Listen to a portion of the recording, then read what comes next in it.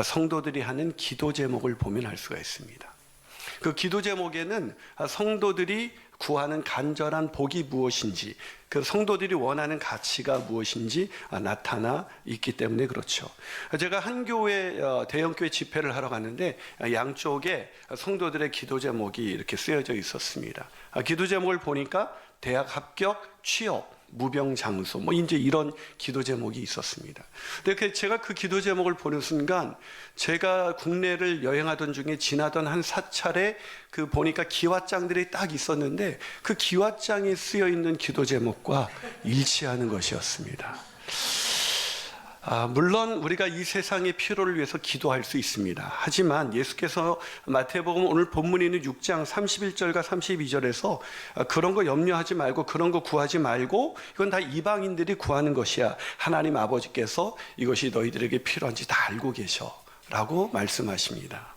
여러분, 우리가 구하는 것, 이 세상에 필요한 것, 네, 물론 필요합니다. 그러나 그거를 얻는다 그래서 진짜 복받은 사람이다 라고 말할 수 없습니다. 그게 진짜 복받는 거라면 예수님께서 야, 그런 거 열심히 구해, 그럼 내가 줄게 라고 하실 텐데 그런 건 이방인들이 구하는 거야. 그런 거 때문에 염려하지 마. 그것이 하나님이 너희에게 있어야 할 줄 다 알고 계셔. 그러면서 우리에게 그런 것보다 진짜 구할 것이 무엇인지를 알려주시죠. 그것이 이제 주기도문입니다. 그러면서 하나님께서 우리가 진짜 복은 그런 것에 있고 없음에 따라서 우리가 복되고 안 복된 것이 아니라 우리는 이미 예수가 있기 때문에 진짜 복된 자로 살아가고 있는 거야 라고 말씀하십니다. 아멘이십니까? 예. 물론 어떤 분은 이렇게 소리칠 줄 몰라요. 그럼 도대체 예수 믿는 게 무슨 복입니까? 이 세상, 예수 믿어서 이 세상에 그런 거 얻지 못한다면 예수 믿는 게 무슨 복입니까? 라고 말씀하실 분이 계실지 몰라요. 여러분, 이 세상에 있는 게 진짜 복이라면 다시 말씀드리지만 예수님이 야, 그거 내가 줄게 하셨을 거예요. 아들을 내어주신 그분이 우리에게 좋은 것을 주시지 않겠습니까? 여러분, 오늘 본문이 담겨진 마태복음 6장에 28절과 29절에서 예수님이 이런 말씀합니다. 너희가 어찌 의복을 위하여 염려하느냐? 들의 백합화가 어떻게 자라는지 생각해보라. 수고도 아니하고 길쌈도 아니하느니라. 그러나 내가 너희에게 말하노니 솔로몬의 모든 영광으로도 입은 것이 이 꽃 하나만 갖지 못하느니라. 무슨 얘기예요? 이건 놀랍지 않습니까? 저만 놀라고 있어서 굉장히 놀라운 말. 이게 믿어지십니까? 솔로몬의 영광은요, 인간이 이 땅에서 누릴 수 있는 모든 영광 중에 가장 엄청난 영광이었습니다. 근데 그 솔로몬이 입은 영광이 이 들의 꽃이 피었다가 지는 영광, 그것만도 못한 게 솔로몬의 영광이야 라고 말을 하시는 거예요. 그러니 우리가 솔로몬의 영광도 그런데, 솔로몬이 입은 복도 그런 건데, 우리가 이 세상에서 부귀 영화를 누리고 만사 형통한다 그래서 우리가 진짜 복된 자가 되는 것이냐? 그렇지 않다는 것입니다. 여러분, 솔로몬의 영광이 왜 그게 진짜 복이 될 수 없는가? 이 들의 꽃만도 못하다. 이 들에 핀 꽃 얼마나 예쁩니까? 근데 금방 시들고 말죠. 이 세상 우리가 받은 복은 금방 잠시 있다가 사라지는 것이기 때문에 그것이 우리에게 진짜 복이 될 수 없다라고 얘기하고 계시는 거예요.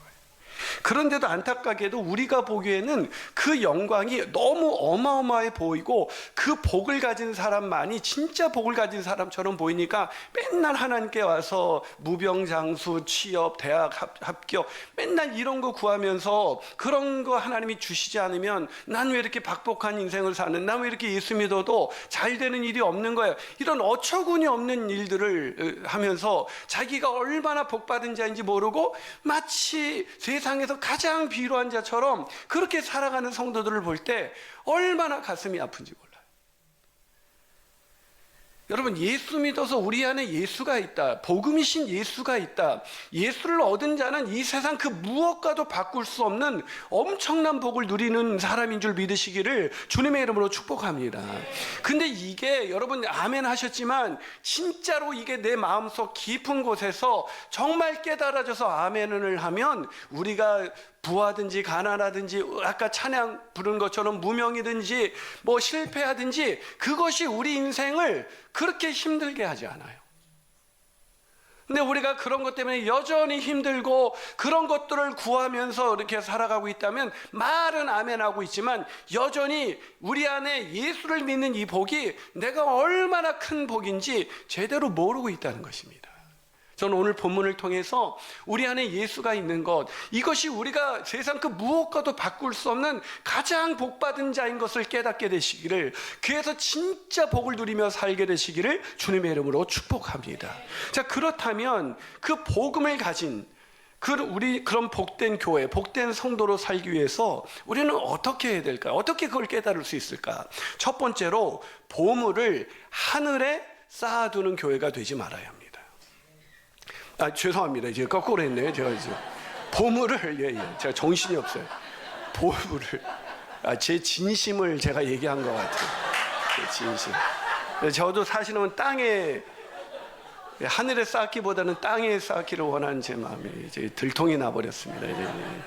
그러니까 보물을 하늘에 쌓아두는 교회가 돼야 된다. 땅에 쌓아두는 교회가 되면 안 된다는 거예요. 자, 오늘 보면 19절에서 21절 한번 읽어봅니다. 시작. 너희를 위하여 보물을 땅에 쌓아두지 말라. 거기는 좀과 동록이 해하며 도둑이 구멍을 뚫고 도둑질하느니라. 오직 너희를 위하여 보물을 하늘에 쌓아두라. 거기는 좀이나 동록이 해하지 못하며 도둑이 구멍을 뚫지도 못하고 도둑질도 못하느니라. 내 보물이 있는 그곳에는 내 마음도 있느니라. 보물을 어디에 쌓아두라? 라고요? 네. 이걸 어떻게 이해하세요? 하늘에 쌓아두는 방법이 교회 헌금 많이 하는 거 아닙니다. 갑자기 기쁨이 오시죠? 네. 뭐 교회 헌금하면 하늘에 쌓아두는 거고 헌금 못하면 안 쌓아두는 거예요. 그럼 여러분, 가난한 사람은 이 땅에서도 가난하고 나중에 하늘에 쌓아둘 것도 정말 헌금하고 싶은데, 정말 너무 극빈한 분들은 하늘에 보물을 쌓아둘 수 없겠네. 하나님 나라가 자본주의예요.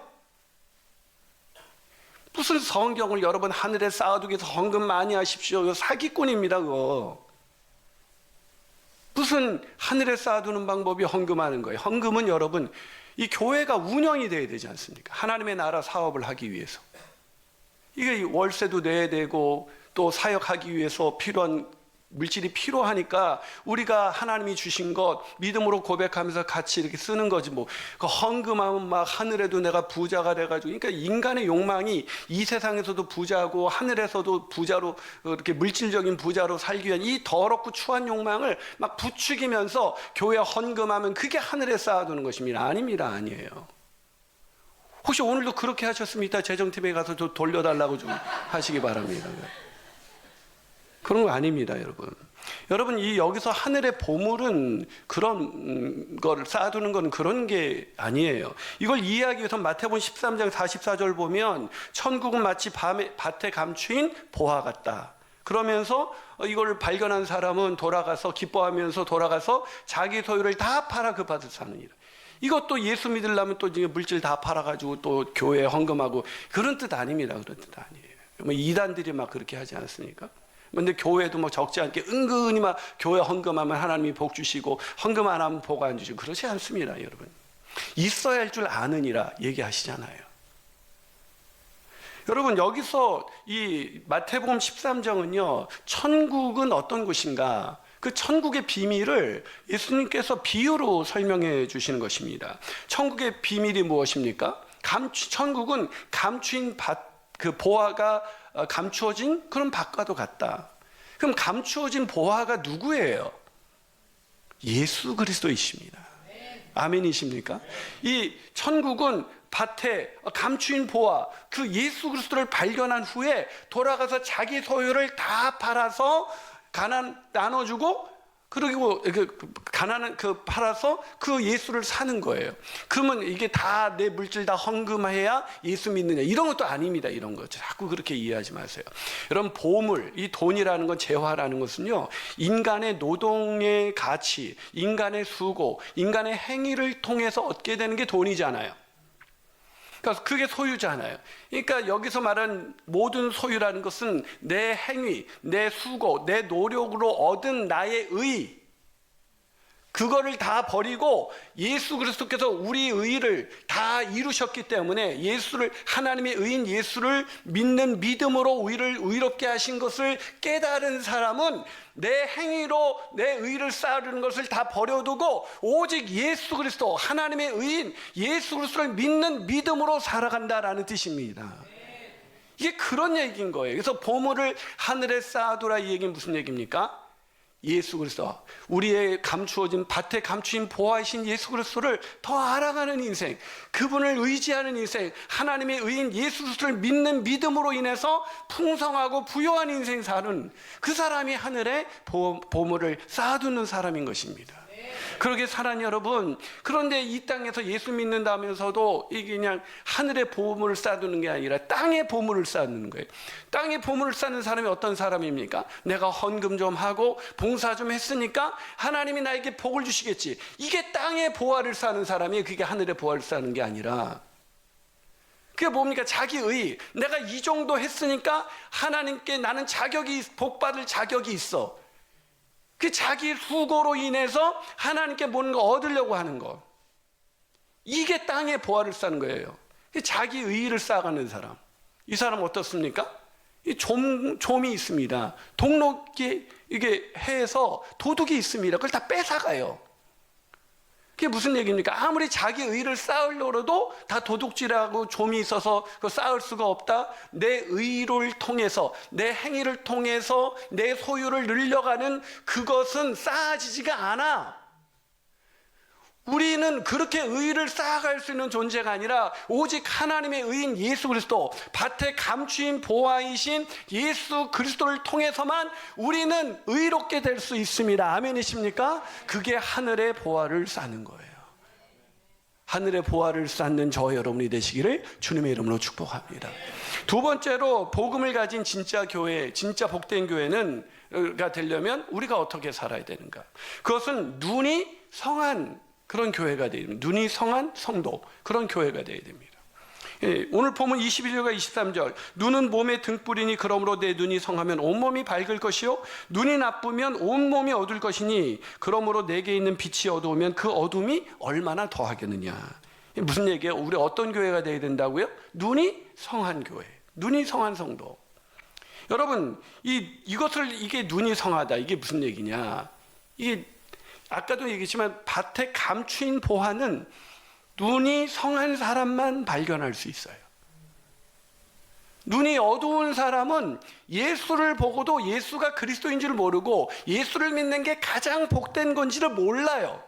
그러니까 오늘날 교회에 눈이 어두운 사람들이 많으니까 예수가 복음인데 그 복음을 듣고도 눈이 어두우니까 제대로 예수를 믿는 것이 우리에게 얼마나 큰 복인지를 몰라요. 그러니까 자꾸 땅에 이렇게 재물을 쌓으려고 그러고 자꾸 하나님을 이용해서 이 세상 복을 누리는 것이 복인 줄 알고 맨날 그거 달라고 기도하고 그거 없으면 실망하고 뭐 그렇게 인생을 사는 겁니다. 눈이 어두운 거죠. 여러분, 이 눈이 성하다, 이거를 이해하기 위해서는 요한복음 9장을 우리가 볼 필요가 있습니다. 요한복음 9장 39절에서 41절, 예수께서 이르시되 내가 심판하러 이 세상에 왔으니 보지 못하는 자들은 보게 하고 보는 자들은 맹인이 되게 하려 함이라. 바리새인 중에 예수와 함께 있던 자들이 이 말씀을 듣고 이르되 우리도 맹인인가? 예수께서 이르시되 너희가 맹인이 되었더라면 죄가 없으려니와 본다고 하니 너희 죄가 그대로 있느니라. 이게 무슨 얘기예요? 자, 지금 누가 보지 못하는 자죠? 소경이 아니라 바리새인입니다. 왜죠? 왜 바리새인이 뭘 못 보는 거예요? 예수가 그리스도라는 걸 못 보는 거예요. 왜죠? 자기 소유가 많잖아요.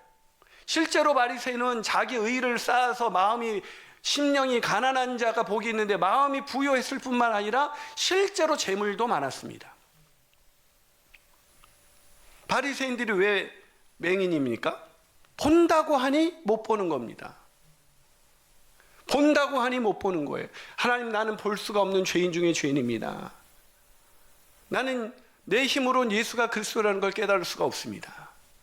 예수가 나의 인생의 그리스도라는 것이 어떤 의미인지 절절히 깨달으려면요, 이게 우리의 노력으로 이게 깨달아지는 게 아니라 성령이 역사해야 우리가 보게 되는 것입니다. 그래서 성령이 역사할 때 말씀이 깨달아지면, 와, 내가 예수 믿는 내가 얼마나 복된 자인지를 깨닫게 되고, 그래서 예수를 아는 것이 내게 가장 큰 복인 것입니다. 근데 이 바리새인들은 자기 행위로, 자기 수고로 이 의의를 쌓아서, 이게 자기 재물이 있지 않습니까? 그 재물을 팔아 예수를 사야 되는데, 그거 재물에 뿌듯해가지고 마음도 부자고 실제로 돈도 많고, 그러니까 부러울 것이 없는 거죠. 맹인입니다. 소경은 누가 눈을 뜨게 합니까? 내가 맹인입니다. 맹인이라고 하면은 뭐래요? 내가 못 본다고 그러면 죄가 없으려니와. 맹인이란 말은 무슨 얘기예요? 내가 죄가 있습니다. 내가 죄인 중에 죄인입니다. 그때 예수 그리스도를 통해 예수 그리스도를 보게 되는 것입니다. 내 죄가 예수가 아니면 사해질 수 없구나라는 것은 내가 철저하게 죄인이라는 걸 깨달은 사람만이 볼 수 있습니다. 근데 오늘날 교회 안에 의인이 얼마나 많은지, 심령의 부자가 얼마나 많은지, 예수는 안 보이고 자기 의만 보입니다. 이런 사람들 시끄럽습니다, 교회가. 이 눈이 어두우면은 온 몸이 어두워져요. 그래서 어둡습니다, 늘 자기 의를, 자기 수고를 딱 자랑하면서 이 사람도 문제고 저 사람도 문제고, 집에 가도 문제 있는 인간이 있고, 직장에 가도 문제 있는 인간이 있고, 목장에 들어간 데도 문제 있는 인간이 있어. 아, 나 이들과 함께 할 수가 없어. 어둡습니다. 근데 보아이신 예수 그리스도, 그분을 눈이 성해서 그분이 그리스도인 걸 보신 분은 내가 죄인인 걸 철저하게 인정하고 하나님의 의인 예수 그리스도를 믿는 믿음으로만, 그 은혜로 인하여 주어진 믿음으로만 내가 의롭게 되었다는 걸 깨닫는 사람은 눈이 밝습니다. 그게 밝으니까 온몸이 밝죠. 그러니까 마음의 기쁨과 의와 평강과 기쁨이 넘쳐나는 인생을 사니까, 여기 가도 내가 죄인인데 저 사람이 나아 보이고, 집에 가도 저 사람이 나보다 나아 보이고, 다 나보다 나은 사람만 있으니 그 인생이 하나님의 나라가 되는 것입니다.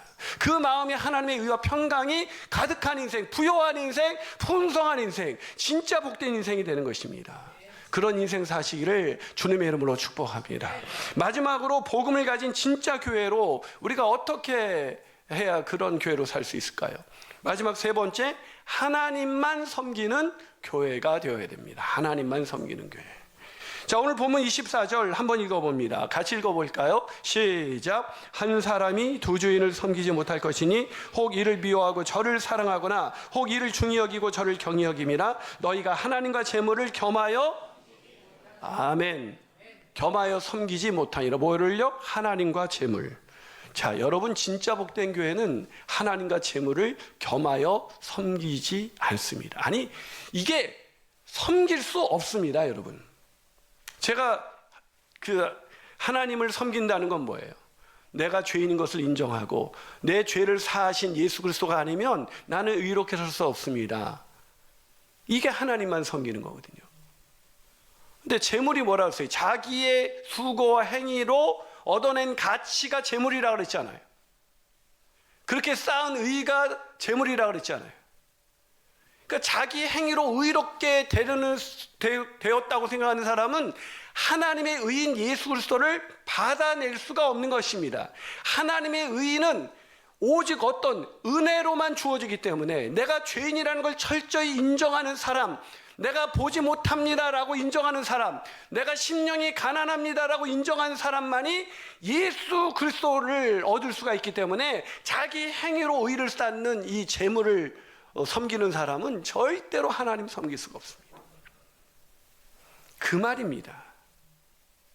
그래서 이 재물을 섬기는 사람이 오늘날 교회에 많이 있다 보니까 하나님과 재물을 겸하여 섬깁니다. 겉은 하나님을 섬기는 것 같지만 겸하여 섬긴다는 것은 사실 두 개를 섬길 수는 없습니다. 조금이라도 더 사랑하는 것이 있죠. 겸하여 섬긴다는 것은 재물이 더 중요하다는 것입니다. 겉은 하나님을 섬기는 것 같은데 사실은 재물을 섬기고 있는 것입니다.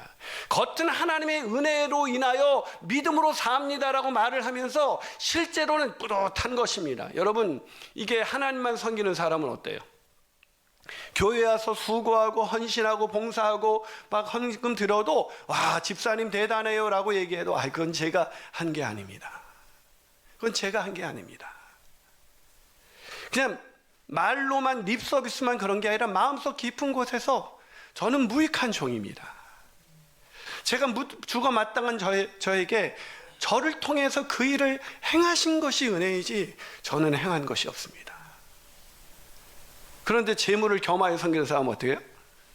딱 드리고서도 이 창립기념 헌금 드리고 좀 심장병 어린이 도왔으니 내가 내 재물로 좀 그래도 어려운 사람 좀 도왔지? 그게 재물을 겸하여 섬기는 겁니다. 그런 사람이 있으면 말씀해 주시면 교회가 시끄럽습니다. 누구 재물이 더 많나? 경쟁하거든요. 그러면 통장에 부자들이 뭐 해요? 맨날 통장에 쌓여가는 잔고, 그거 보고 기뻐하잖아요. 아닙니까? 부자가 아니라서 그런 경험이, 제가 괜한 얘기를 해가지고 자기 의의를 쌓을 때마다 기뻐합니다. 잔고가 들어가는데 거기는 좀과 동록이 해야 하고 도둑이 구멍을 내서 가져갑니다. 만족이 없어요. 뭔가를 헌신하고 교회에 봉사했는데 만족이 없어요. 허무합니다. 왜 그럴까요? 겸하여 섬기고 있기 때문에 그렇습니다.